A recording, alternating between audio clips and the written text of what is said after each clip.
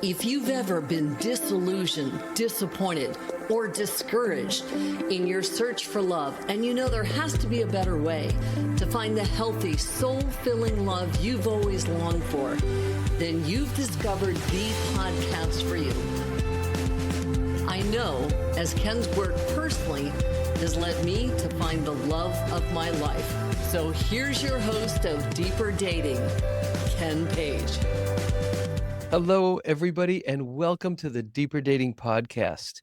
I'm Ken Page. I'm a psychotherapist, the author of the best-selling book, Deeper Dating, the creator of the Deeper Dating Intensive, and your host. Today, I am so excited to be interviewing EJ and Tarah Kerwin, who are the founders of Relationship Renovation, who are going to be talking about the kind of sexual expression that heals a new relationship, an ongoing relationship, and they just speak about this in a way that's different than anyone I've heard. So I'm so excited to get to share this episode with you.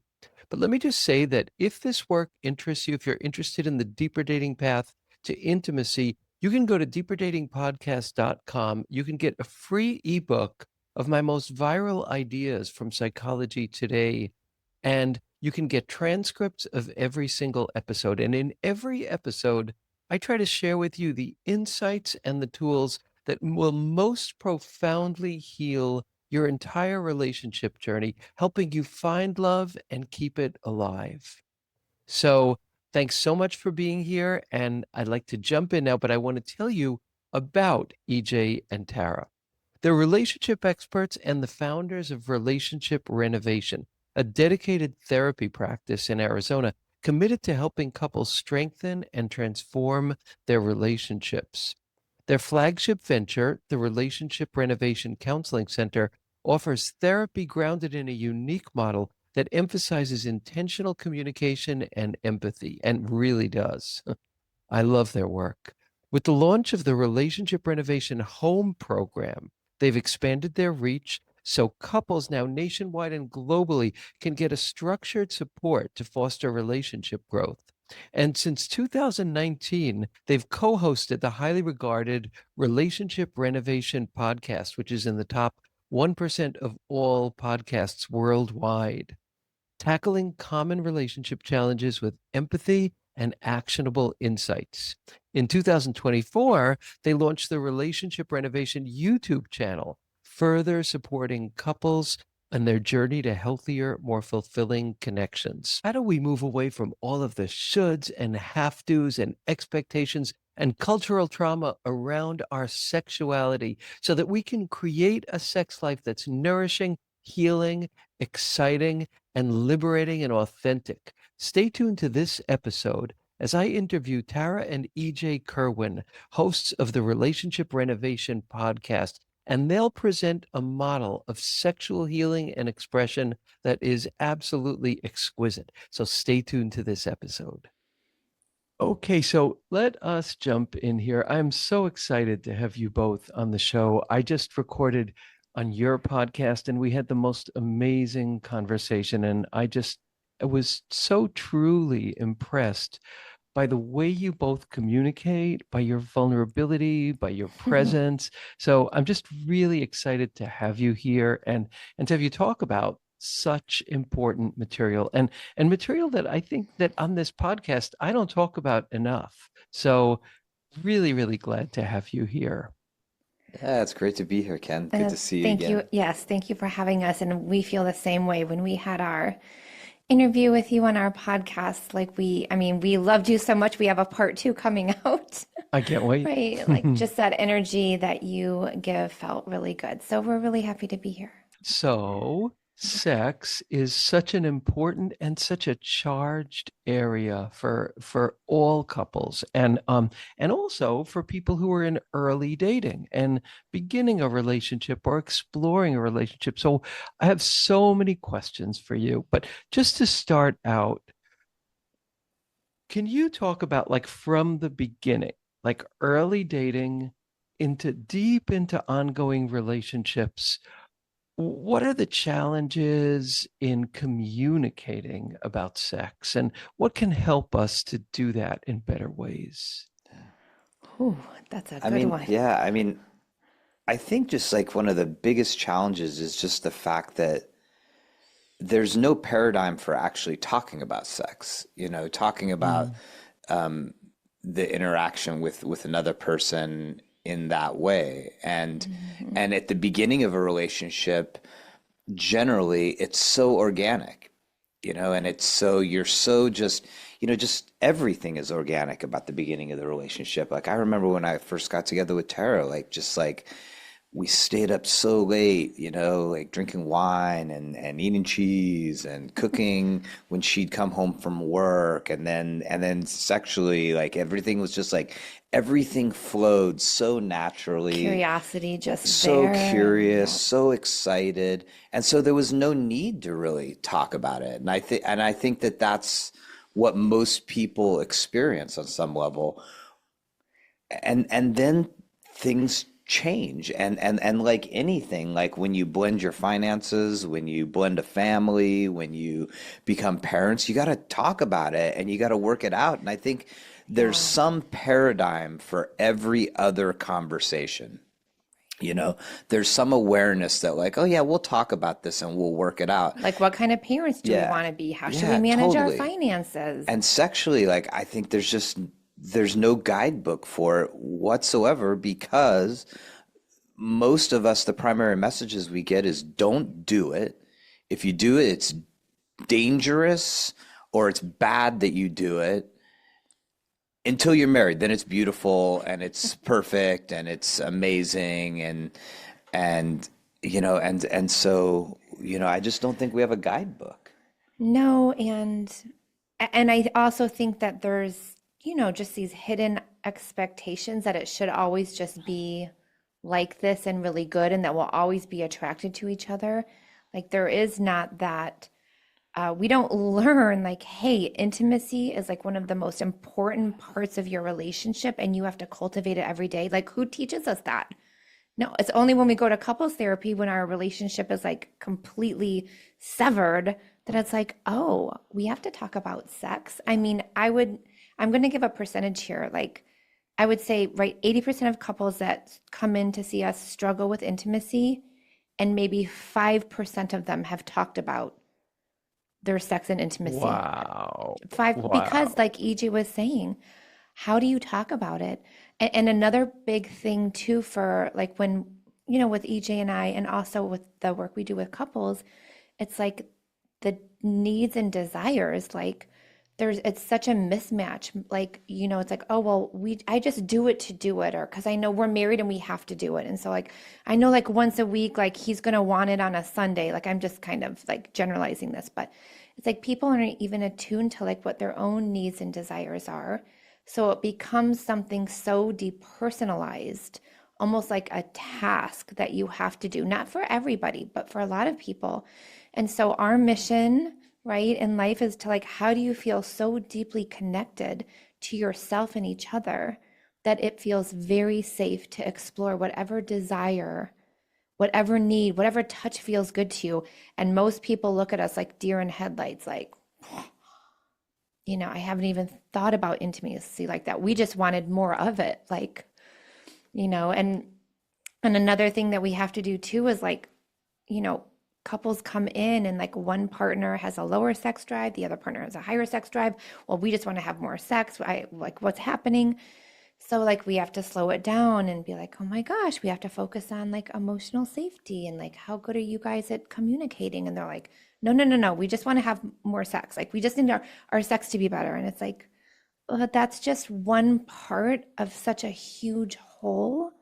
And so it takes a little bit of convincing. Like we can't just talk about sex today when you've experienced this toxic relationship with it for like more than a decade, and you won't hear it any differently. So I'm just not going to waste your time doing that.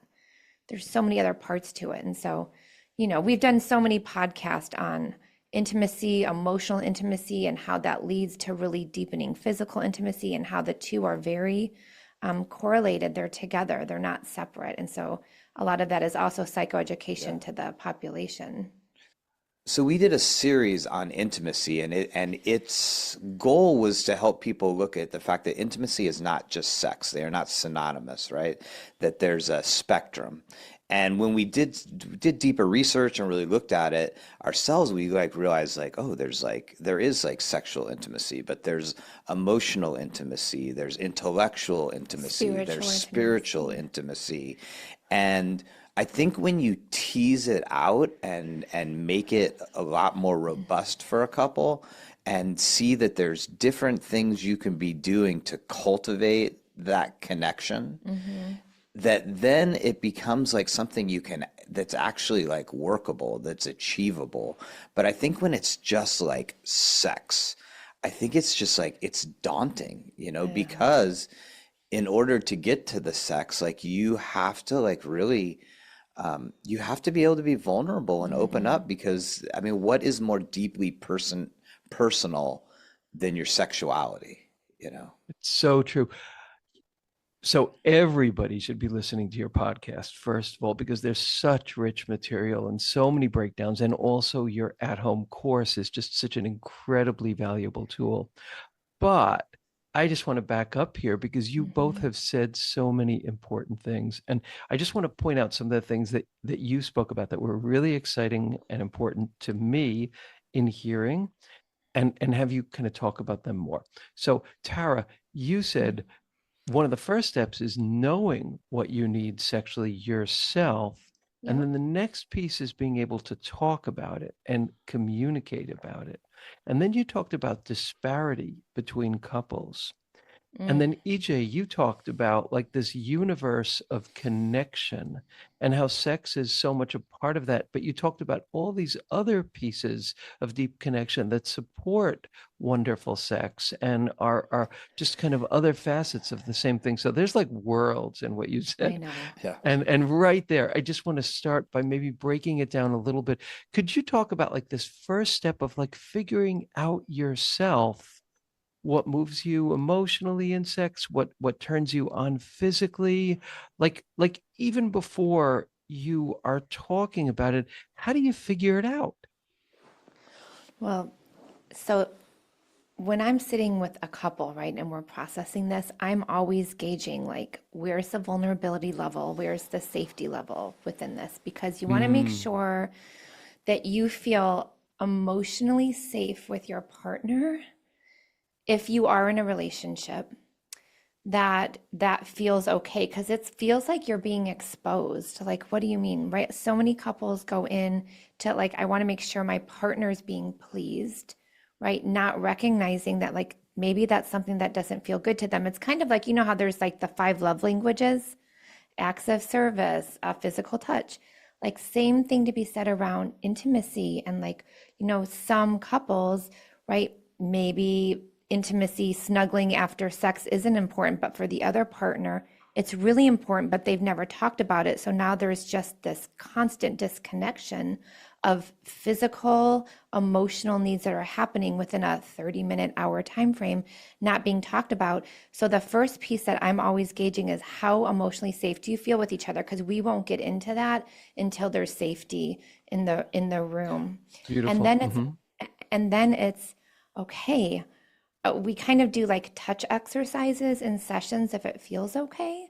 And usually you're like, okay, like put your hand on your partner and, what's that feel like? I have each of them share, like, what does that feel like from, oh, I feel loved, I feel cared for. And then you kind of U-turn it to the person who's doing the touch and like, what kind of touch feels good to you? Do you like having your hand on their lap? Does that something that feels good or not good? Like, it's starting with a very sensory, somatic, but Beautiful. instead of how does it feel for the partner, how does that feel for you? Do you want it to be lighter, softer, more rough? So in session, we can kind of start to explore somatically, but the biggest piece is that like you're doing a U-turn. Instead of like, does this feel good to my partner? Is, does this feel good to me? Is this the touch that I want to give? And what touch do I want to receive as well? So it And kind you're of starting, starts, yeah, excuse me, but you're starting with not even like in like deep sex. You're starting no. with like the simplest, gentlest touch and what kind of touch feels right. That's awesome. And even so, we work with a lot of infidelity where there is like betrayal and trust has just been ruptured. So it can take couples a minute to get here, and we'll start with just kissing, like kissing and then French kissing if that feels okay. We give like little assignments throughout the week that what's the environment like? I remember this one couple, like they had kids and like there was laundry all over the room, and he would come in like, oh my God, the kids are in bed, let's do this. And she'd be like, okay. But she didn't realize like laundry around the room made her very anxious. So we got to slow it down. She's like, I want him to light a candle and I don't want there to be laundry. At least like put it in like a little laundry basket so it's not all over. Like, so just setting up the environment to have that sensory feel good and not with anxiety, because the biggest thing that we see is sex has now become this like soul, like this entire entity that's separate, that's filled with anxiety. We're like, oh no, like sex is the most beautiful, closest way you can be with your partner, and here it is riddled with anxiety, and it's almost like this separate monster. How do we like start to get rid of all of that anxiety? And you start with looking at atmosphere, right? The environment. Timing is huge, right? It can't just be at night when like maybe one partner is completely like exhausted from the day and then has done all the stuff. And it's like, oh God, you hear this like it's 9 o'clock and like they're going to want to have sex. And okay, so I'm just going to have to like prep for this. Their whole body's tense, just prepping because of nighttime. So we're like, listen, if 9 o'clock is not your time, that's got to be okay. I mean, there's so many. I mean, I could have like 10 podcasts on this, but Right, but you're just really starting with people's hearts and nervous systems. You're opening yeah, up this nervous concept of systems. safety from like the most primitive kinds of like what feels safe and what doesn't, to this thing of like, what does your nervous system need? And so then different people's nervous systems need different things. And then that brings up this kind of whole issue of disparity. Well, and I mean, EJ and I have like a lot of safety now. We've developed it. And I mean, I'm just going to kind of use a personal experience. Is Yeah, that of course. okay? I I mean, love that you guys do that. Yeah. this is how good we're at it saying like, this is what a need is. This was like last summer, we're in Maine at camp, and like, EJ was just like, we're intimate, having sex, and like he was like going to town. And I said, EJ, like, I just have to let you know this doesn't feel good right now. I need it to slow down. It feels very rushed, and I'm starting to feel like a shame piece come up in my body. And he was like, do you remember this? And Yeah. he was like, thank you so much for telling me. But like that takes a lot of vulnerability to stop EJ in and literally in his tracks to be like, I have to let you know, like this doesn't feel good right now. Could we please slow it down? But like you have to be able to do that in order to create that type of safety and that deep, intimate connection. Like it has to be okay that I have that need and that he's willing to hear it. And he was, but you get to that point where it's like, yeah, I mean, and sometimes that does feel good, but in that moment, in that time, it felt awful. And I didn't want my shame coming up. Like, I have a That's so history of sexual beautiful. abuse, so I don't want shame coming up at all. That's so brave. That's really cool. And of you too, EJ. It reminds me of the comedian Jane Ann Garofalo. She talks about the Oh, I love opposite her. of what you did. Like she said, do you ever feel like in the middle of sex, you just want to punch your partner in the face and say, "Stop screwing me," which is I like, love her. when you don't communicate and it can Yeah. reach that point. I mean, Um, but that also speaks to, because when Tara was talking about the you know the somatic work that we might do in session, and I can even walk it back farther to just how do we first create an atmosphere therapeutically where people feel safe, and that's like we did a lot of this work just together of like working through those little micro triggers and all the just like normal disruptions that happen in talking about the most basic of things in your relationship. Mm. That if you don't have an understanding of how you get triggered, how those things happen in the most mundane aspects of your life, how in the world is Tara ever going to get to that point in a sexual moment where she Yeah. can do that? Like if she can't do that about me fixing the garbage disposal this weekend, if she doesn't feel safe bringing that up to me, what are the chances she's going to feel safe talking to me about our intimacy? Yeah. And This is that's a such, lot of what we're building. yeah, I love that. And I'd love you to talk about that a little bit more. Like, what kind of ways of communicating and being together actually build that magical closeness, like outside of the bedroom? What kind of skills, what kind of things, what ways of being build that kind of like foundation for beautiful eros outside the bedroom? I mean, I think a lot of it has to do with really deeply understanding yourself. I mean, I think that has been a lot of the path that we've been on together, and that we really sort of really try to bring to the forefront in our work with couples, that this relationship is a vehicle to me understanding my deepest areas of growth, and that I need to understand those, and then we need to sort of bring each other in on it. You know, I need to open up to Tara, and then Tara needs to help me understand why she feels unsafe. You know, and because they're so like knotted up, you know, that like my, you know, maybe my inability to express when I am feeling frustrated, I keep it compacted. And then that feels unsafe, because then she's like, I don't know what's going on. Because I can feel it, right? Right. And so it's like helping people understand, like, what are like the little, you know, microsurgery moments in your relationship, in your communication, that create the bigger problems. Because it's gonna be, then it's gonna be the same, obviously, when it comes around sex, that like that my insecurities around, you know, we use this example around what shirt I'm wearing and whether it matches my pants and whether she likes it, is definitely related to, can I accept that feedback in an intimate moment when she says like, what we're doing right now doesn't feel good, and I have to be able to do that work around my t-shirt, so that I can accept feedback then, so I can then accept feedback around our intimacy, you know. So So, it's this because broader you, picture of connected communication. well, and at an individual level, Ken, it's taking the emotional risks, Yeah. trusting that that's okay, because you are allowed to be whoever you are. And if you're kind of caretaking and walking on eggshells because you don't want to disrupt the other person, like you're losing pieces of yourself. How is that hot and sexy? That's awful. You know, we Yes. we had this sex therapist. She was wonderful. I think it was Jessa Zimmerman. She talked about uncompromised intimacy.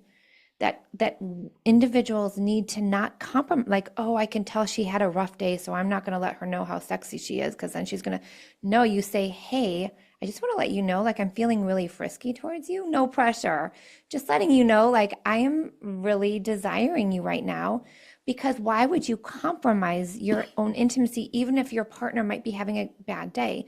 So it's like, how do you get to that place where you can still, even if there is that discrepancy in sexual desire, like I get to be like, God, EJ, I still think you are like fine. Even though you might not want to have sex with me right now, like I'm not gonna like caretake you to like forget and lose my own sexual desires. So like again, emotional, That's a really hard one in the discrepancy thing, because I yes. mean, we've felt it sort of from the both sides, that like there's been times where I've had lower and she's had higher, and then it flip flopped the other way. And that whole idea of like, well, if my partner's not interested, I don't want to deal with rejection, so I'm not even going to bring it. So if I do find Of her course. attractive, Right. I'm not even going to bring it up, because it's just going to frustrate me anywhere, because it's not Yeah. going to go anywhere. And that's where, And yeah, then it has to become like it that we have to have that safety for me to be like, you know, I still think you're like beautiful, and I think you're sexy, and even if that doesn't go anywhere, that's okay, because that's still even though maybe we're not having sex, that's still an expression of my sexuality. Like I can't hide my Yeah. sexuality away just because yours right now is not vibrating at a similar frequency. Yeah. And that I have to feel safe just like she has to feel safe that I can say that, and that's a Yeah. okay positive thing to say in my relationship, Yeah. and it's okay for her to maybe accept it or maybe brush it off because it makes her feel uncomfortable, and I can be like, okay, that's Yeah. all good, you know? This Well, is so great, and I feel like, um, go ahead, and then I'll Well, I was say. going to say a starting point because you're saying what are the skills needed, right? And like you can hear us, we're just like, gosh, communication, taking emotional risks, not caretaking your partner, like still being you. But one of the biggest, the things that we start off with is like talking about it, right? Like what would it be for, and then somatically, like, oh my God, just the thought of it makes my heart race. Okay, what is that? Like really getting calm in your body so that when you're having the conversations, your nervous system isn't in flight, fight, or freeze. It's like, okay, this we can do this. That's going to give you the first piece of confidence. Like, we can talk about this and it's actually okay. And you're not running out the door and I'm not frozen. Maybe And holding then hands or sitting next to each other when yeah, you do it. Yeah. absolutely. And then it goes to the part like, for example, like when we, after our children were born, we had our first date like a year later, and I was just like, oh my gosh, it's our date night. And then I know that what that means there's an expected intimacy, and I'm so nervous and anxious. And I didn't have the tools to talk about that. So of course that night ended up in an argument, right? Because I'm self-sabotaging, so we don't have to have sex. We're gonna fight instead. Fast forward 3 years later, I can be like, gosh, EJ, I have to let you know I have that like anxiety I that like love you're going to this. be expecting sex tonight. And he'll be like, oh my gosh, thank you for sharing. Like, thank you. Like, I got to own my own anxiety and not carry it with me and then not go and sabotage it with a fight, which so many people do and they don't even know it. So I've it heard just feels so many free. yeah, I've heard so many sex therapists talk, and it's very rare that I hear what I'm hearing from you. This consistent movement toward the bigger picture of space, of honoring our nervous systems, and not Yeah. just bringing it to sex, but bringing it to kind of the whole picture. But Yeah. as you're talking, this brings up a question for me that I've seen in so many places. I've seen it in my own life, I've seen it in my friends' lives, and I've seen it in so many clients' lives as well. What about when your sexual language is different than your partner's? Mm. And maybe I mean, just for some like basic examples, maybe you want it more passionate and more intense and more, as a friend of mine calls it, collision sex. And maybe your partner wants touch that feels very conscious, very present, very slow. And let's even say you tell your partner, but they don't really get it. And you tell them Mm. again, and they don't really get it. You tell them again, they don't really get it. And you start to feel this magical part of sex just isn't going to happen with my partner because I told them and they don't get it. Yeah. Give I us mean, the some first thing that clues comes to there. me is like that they don't get it is probably the wrong frame, Hmm. you know, in that there's something that it's putting them up against that they're super uncomfortable with, or they don't even know how to hold the space for the conversation, right? Because it seems like if you can get somebody into, if you can understand what their area of resistance is, right? Like, because I mean, this is like definitely looking through the therapeutic lens of like we see people in multiple ways where they're up against their own resistance to change. And instead of just looking at okay, why can't they get there? It's like, well, let's look at the resistance instead. And so I would want to have a conversation with my partner about like, okay, when we talk about this, what What happens happens for for you? you? Like, do you where in your body? Like, do you feel tight in your chest? Does your stomach knot up? Do you get overwhelmed and confused? Like, I want to understand like what they come up against, because the other side of it, of like, of cultivating a certain energy within your sexual life, that there's a system you can create. You Yeah, can be like, hey, let's create a space where like I teach compromise. you and we play, and it's like I'll show you what I mean. But I don't think you get there unless you first understand like what is the resistance. And I think oftentimes the resistance is just not having any paradigm for having like a really thoughtful conversation about your own sexuality. So the There's first piece no. is, yeah, the first piece then is that kind of communication, that beautiful open communication. Yeah, because you're telling them, but it doesn't sound like you're It's having a discussion about it. I'm telling them what I want, and then they're not and I'm telling them changing. over and over and And at over. 45 minutes later, or 2 days, or a week and a half later, I'm telling them what I want, but you're not like getting into it about like, okay, well, what are you hearing me say? Like when I say that, what comes up for you? Because Hair's jumping out well, of your I'm just seat. saying because for a lot of people, and it's so unconscious, it's a fear of failure. What if I do this and they're still not pleased? What if Or Absolutely how in the world do I true, do it in the first true, place? Like, true. what are they talking about? Well, that's the other piece too, Collision because sex? then you Like, what the have hell to is that? like, right, you have to cultivate that, because that's the whole other piece. But I guess that's part two. Part one is safe yeah, communication, but then part yeah, two would be, how do you create a playground? How do you create an arena yes, where yes. each partner can learn to enter into that other sexual response world? And there's something to be said about, so one of our lessons in office and at our at home program is acceptance versus resignation. It's like a powerful session and or a few that we have. And acceptance is like this is like, let's just say people are struggling in their intimacy right now, right? Acceptance is like, okay, this is happening. Like we're taking steps, we're listening to podcasts, we're going to a sex coach, we're seeing a therapist. Like it's not going to be like this forever. And we're going to try to learn the skills that we were not taught, that most of are not, to really get a deeper intimate relationship. That is a great place. So it could happen in a few months, but we're accepting it. Resignation is like nothing is ever going to change. They will never be able to understand what I'm trying to say to them. So I'm just done. And it's so different because now Or I'm resignation, it's stuck. the I'm same stuck thing. with this. I'm I gotta stuck, yeah. have It's it. the same thing. You still want to be deeply connected to your partner, but now you're coming from a very disempowered place. So that just feels really bad. So now there's no chance that you're going to be able to have healthy, safe communication with intimacy versus an acceptance. Like, can I share one more thing really quick? So EJ really wants to have sex furniture, like play with sex furniture and all this stuff. And I'm like, dude, we've got 4 kids, right? Like they would just like be eating Cheetos on this furniture. Like I'm going to have a total different association with like that beautiful red velvet love seat. And so maybe when the kids are gone out of our house, honey, we can have a whole little sex dungeon furniture room. But right now, like it's just not happening. So like we're in this acceptance place. Like we can only do so much right now because we have a house full of kids.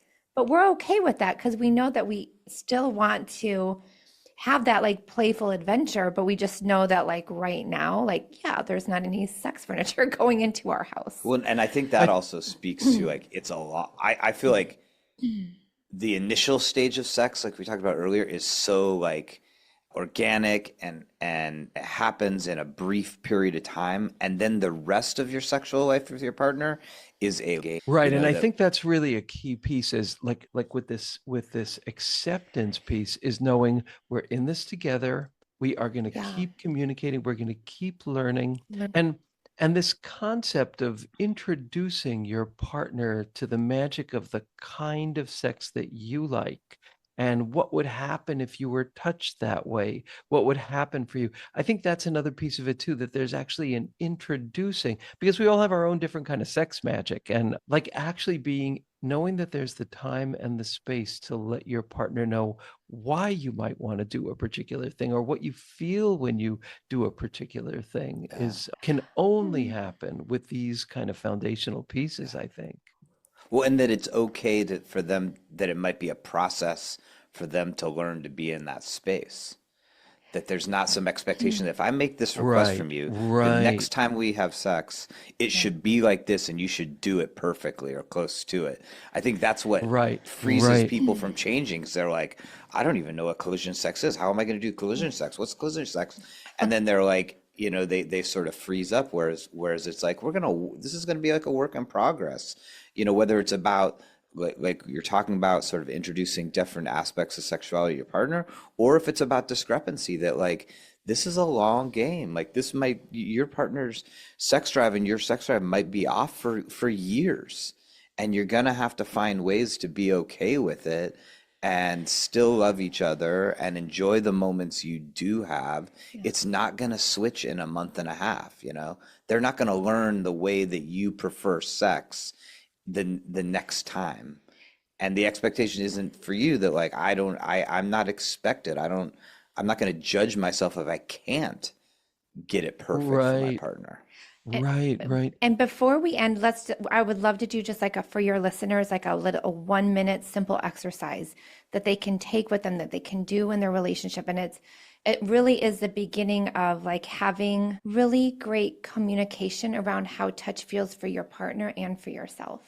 Beautiful. We will absolutely do that. Okay. But before we do, I mean, I have so many questions. I feel like, when you open like a really great book and like it's like, oh, I could open it anywhere. There's going to be like something good there. Like I feel like that's what my questions are like for you. I have about 1 million questions and I can ask you anything. And I just love how you both keep putting it into the frame of a harmonious connection again Yeah. and again and again. But here's my other question is most of the people listening to this podcast are in early, not everybody, but most are in early relationships. And the questions about sex are different kind of questions. Like, and I'll just give you some examples. Like, when do we have it? How early do we have it? And then Yeah. another piece is I think this happens a lot for new couples is like it's a really big deal when for a lot of people when they first have sex because that's like a defining thing for them like sex Yeah. isn't working, this is not meant to be. So that there's like a kind of really heavy load on that, which often leads people to Yeah. drink more like on their first date. So they're Mm-hmm. intoxicated when they have sex. But I would just love to hear thoughts. Like, how does this beautiful approach apply to people that are just dating and exploring sex? I mean, I think it would be amazing for a couple to have a conversation before they have sex about what they learned about sex growing up. Yes. Like, I think that would Huh. be such an interesting thing to not do what we do, which is doing it 10 years into a relationship that you go back of like, hey, like, what were you like? What did your parents, what did they say about sex? Like, what were the messages you got? And what was like, when did you get did you get introduced to it in a real like beautiful way, or was it kind of weird and scary in fifth grade? Somebody showed you, especially now where like younger generation, you know, are looking at video images and like can be Yeah. really Yeah. like, intense. And just like having a conversation before you got into it about like what Yeah. is, you as a young person up to now, like what was your introduction to sex? What were your first experiences And I like have that? goosebumps because how often, like, is someone curious about your previous experience learning about sex? Normally it's like, oh, I don't want to True. hear that you've been with other people. Like, it's like, no, like, like, we have a whole 4-part intimacy series, and I'm actually working on a new relationship renovation model for newly committed couples. So this part is going in. But the very first piece is like, have there been like harmful experiences for you that you would want me to know about? To make sure, like, it's just that curiosity and being able to open up. And I mean, we have couples from 20 to 80, and some of them have never even thought of this question. Like, how did you learn? Who was the first person to taught you? What was your first experience? Like, we do intimacy timelines with our couples, and I'm doing this one. They've been together since they were 16. Like, her very first intimate reaction or intimate experience with him was traumatic for her because she felt like she had to give him a blowjob. and she's never done it before. And she was just like frozen in time. And like she had never processed how that was so terrifying for her. That was 25 years ago. And she got to process and heal. That was a part of that her that was keeping her frozen in their current intimacy because she has Right, had this. right. And so it's those early questions like that But how do start you small, ask right? those early questions on the third date? You're with someone, you both really like each other. You might not want to Oh ask yeah, that that's super intense question.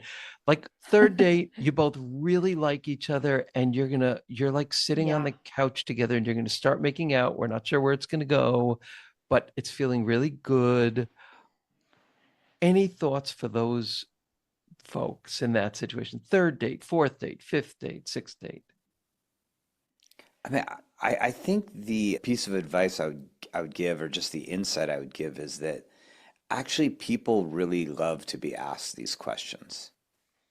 And that if you brought up something like really in a really thoughtful, curious way to this new person, and you ask them something like, hey, I mean, I'm attracted to you, and I want to get to know that aspect of you. And one thing I'm just really curious about is just like, like, can we talk a little bit about like how both of us were introduced to sex, and like what we learned as kids. Like, I think like most people are actually gonna almost like be relieved to get a question like that, Unless because they've been whether we, traumatized. If they've been And well, traumatized, which like so many people have. That's my terrifying. only Yeah. concern yeah, about that. Well, yeah, so yeah. another But I for think that could maybe me, be But what's framed the differently. alternative, right? Well, maybe there's a kind of set of questions you can ask that are like, how do we feel being here together, Yeah. being excited, being connected, and then we're thinking about sex.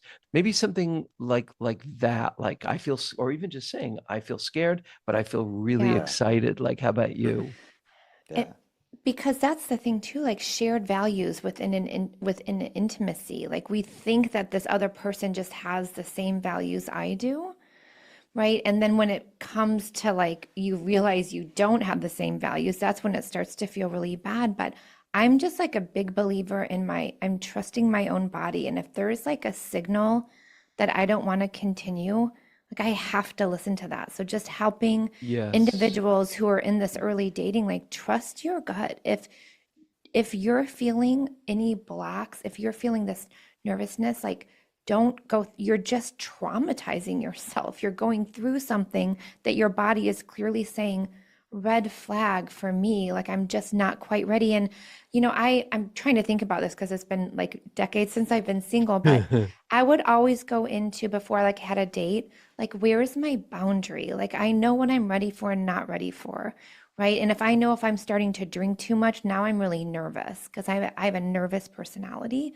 So then my boundary is like, I'm going to call, right? I always have a plan B. I'm going to call one of my girlfriends and be like, hey, call me at like 9:30 and say you need me to come pick you up, right? Like just the predicting, planning, and preparing for yourself with boundaries, especially early on.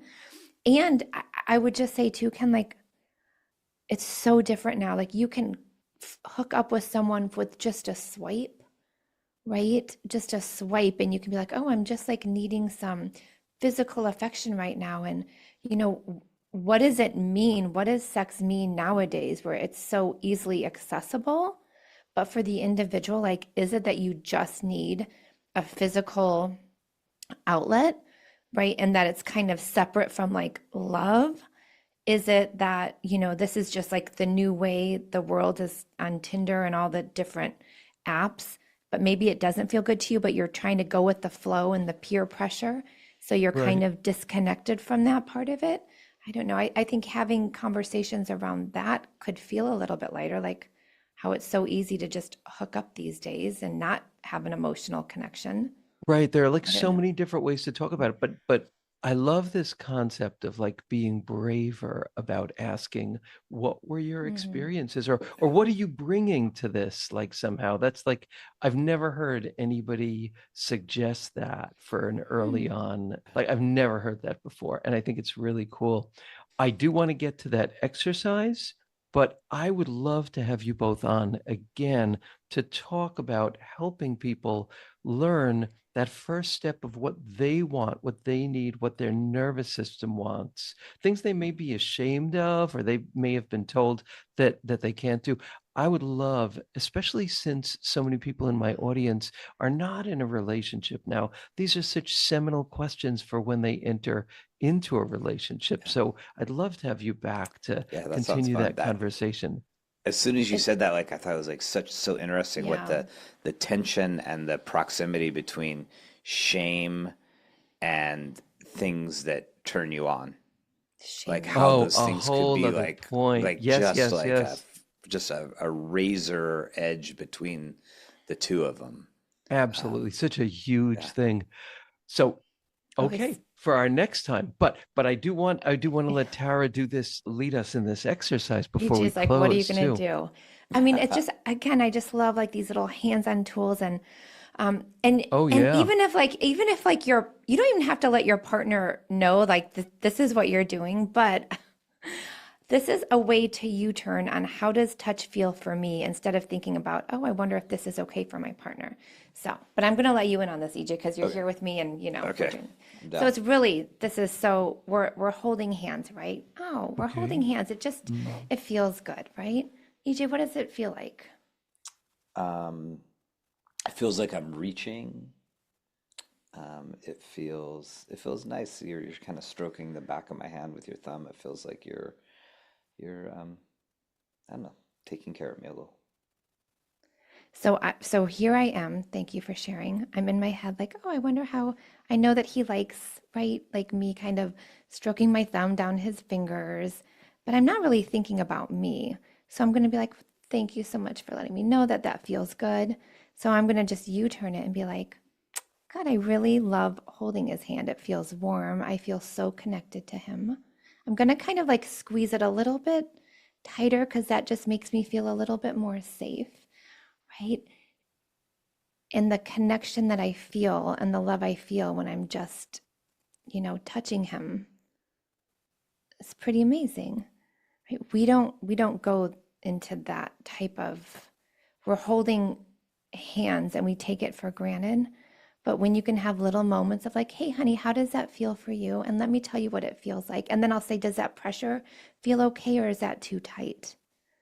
Oh, it's nice. Yeah. And this, I mean, you start off with hands, you start off with kissing, you start off with massage, right? And then when you're in intimate moments like in the bedroom, that's where you can start to feel more confident that you have the skills where you can say, hey, is this too much? Does this feel right? No, start over there.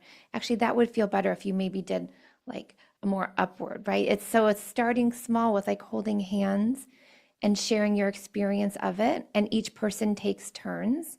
And then it can go deeper into the bedroom. And it's like really cool because how often do we have someone that wants to explore with us what touch, what pressure, what sense, what Yeah. ambiance goes well with intimacy? Well, and then it can Oh yes, yes, yes, yes. I'll let you be the closing line on this. Yes. well, and then it can lead to even the cultivation of a brand new sort of connection, a different type of intimacy, because through sort of similar communication and similar talk about touch between the two of us, Tara really clarified to me at one point that I really love massage that I know has no connection to sexuality, to our sexual life.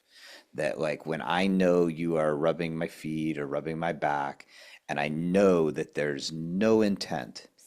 And so then I bring that energy now, like where I like when I want to do something nice for her, and I want her, and she knows now that I'm like, hey, can I rub your feet?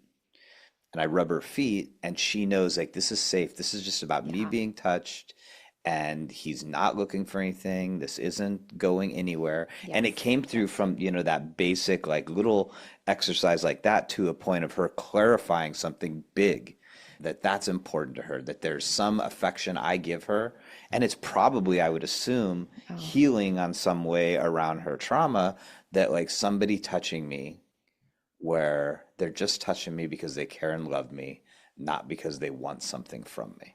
I love it. You are taking sex and you're moving it from transactional to spiritual to Yeah. like really about deep connection. It has been so exciting. And I think that you both talk about sex in a way that I've rarely heard. You embody a quality of like safety that is rare, really, really rare. It's beautiful. I'm so excited to have had you on, and I'm excited Thank to have you you. on again to go more into the nervous system regulation and the understanding of our sexual needs and the communication around that. But how can people learn more about the two of you? How can they find out about your work? I mean, I think the easiest thing to do is go to our website, relationshiprenovation.com. From there, you can go to our online program. You can go to our podcast, to our YouTube channel. Social If you media. happen to be in the state of Arizona, you can go to our in-office programs because we have a staff of about 10 therapists other than ourselves that are all trained in the relationship renovation model. So yeah, and social media, relationship renovation, Instagram, TikTok, Yeah. that whole thing. Beautiful. And every link is going to be in the transcript, and on deeperdatingpodcast.com, you will be able to get a complete transcript of this episode as well as all of their links. Tara, EJ, it was Thank you. really you talk about this stuff like no one else I know. So it's just Oh, such a privilege to have you here. thank you so much. It feels so great to be here, and I can't wait for part two with you as well. Yeah, it's fun. Wonderful, wonderful. Yeah, yeah. I think you open doors that people might not even have known were closed around sex, sexuality, and intimacy. So thank you so much. Thank you, everybody, for being a part of the Deeper Dating podcast. And I look forward to seeing you all on the next episode. Thank you so much, Tara and EJ.